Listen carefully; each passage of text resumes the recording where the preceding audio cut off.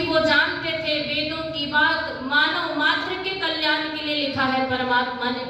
इसलिए महर्षि दयानंद वेदों के अनुसार चलते थे। वेद में एक मंत्र आता है, यथे माम वाचम कल्याणिम मां वदानिम जनेभ्यः। कहा वेद की जितनी भी बातें हैं वो किसके लिए है?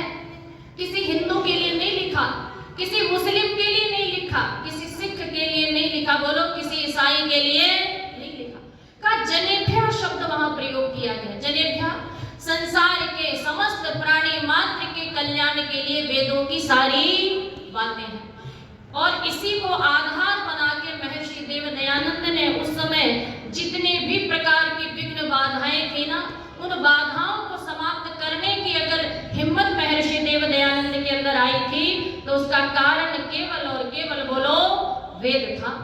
लेकिन आज भी नहीं मानने वाले नहीं मानते, है ना। अभी कुछ महीने पहले बड़ा तांडव चला, हमारे पौराणिक जगत के तथाकथित बहुत बड़े विद्वान ने कह दिया कि किसी भी महिला को गायत्री मंत्र पढ़ने का कोई अधिकार नहीं है। कहा नहीं कहा?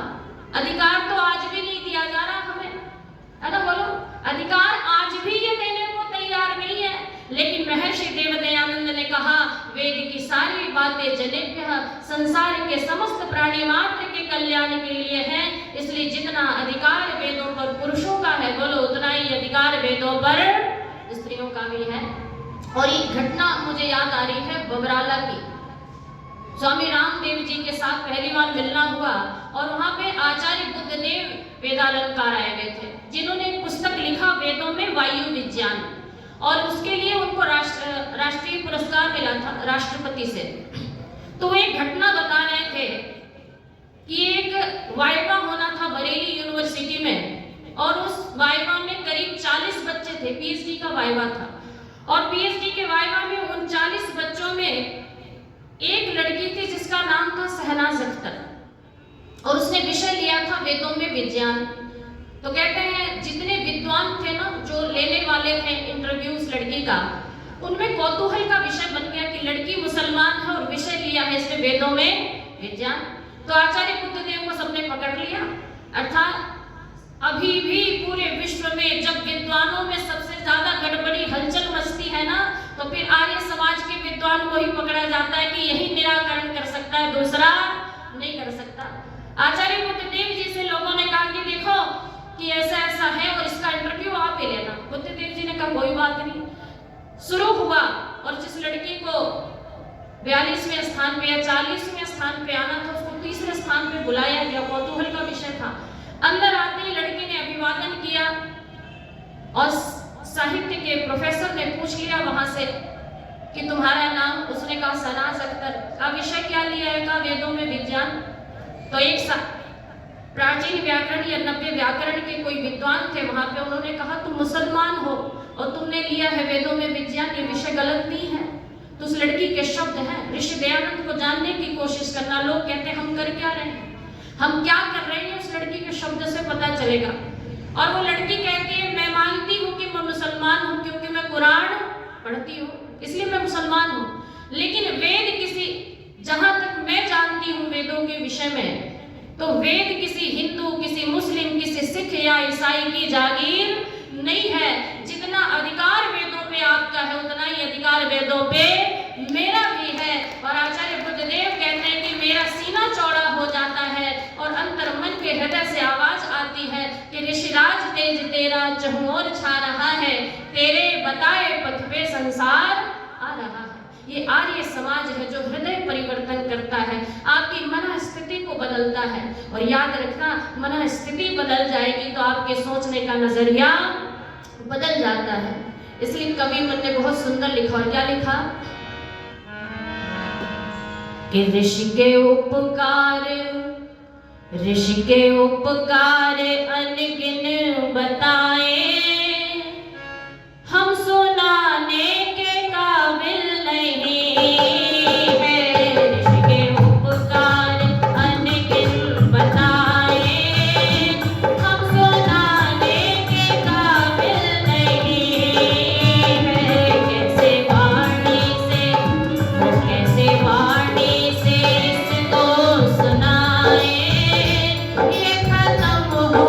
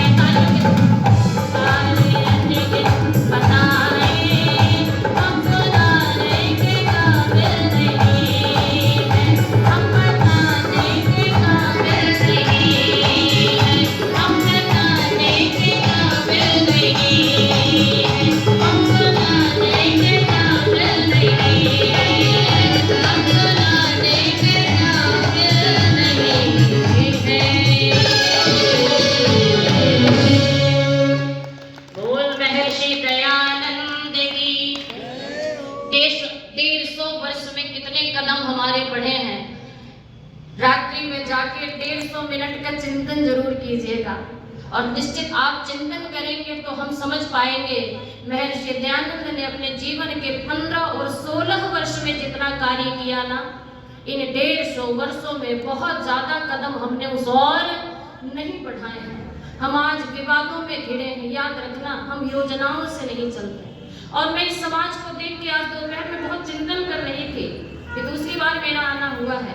इतनी सुंदर व्यवस्था हर चीज की, जिस भी व्यवस्था की जाए, तो मुझे लगता है जब हम योजनाबद्ध तरीके से चलते हैं ना, 138वां वर्ष आप मना रहे हैं वार्षिकोत्सव का, फिर भी इतनी सुंदर व्यवस्था, कोई अव्यवस्था नहीं, निरंतर प्रगति की ओर आप कदम बढ़ा रहे हैं। सुबह आप कितने धनवान होते हो जब बच्चे बैठते हैं, तो मैं कहती हूँ आपसे बड़ा धनवान कोई नहीं हो सकता, क्योंकि आपके पास इतनी युवा शक्ति मौजूद होती है। एक बार जोरदार तालियों से स्वागत अभिनंदन के आपके अधिकारियों का। और मैं कहना चाहूंगी इन 150 वर्षों में अगर हमने कदम नहीं बढ़ाए हैं, हम कुछ कर सकते हैं, तो उठिए, जागिए और चलने की कोशिश कीजिए। जो चलने की कोशिश करता है वही राह, वही मंजिल को प्राप्त भी होता है। और कवि ने बहुत सुंदर कहा कि लहरों से डर कर के नौका पार नहीं होती। और ऋषि दयानंद के जीवन को देख ले तो कोशिश करने वालों की कभी हार नहीं होती। और मुझे लगा समय हो गया है, नहीं हुआ तो 2 लाइन, अभी 3 मिनट है मेरे पास। तो आइए 3 मिनट का गीत आपके सम्मुख और आनंद लेंगे तालियों के साथ।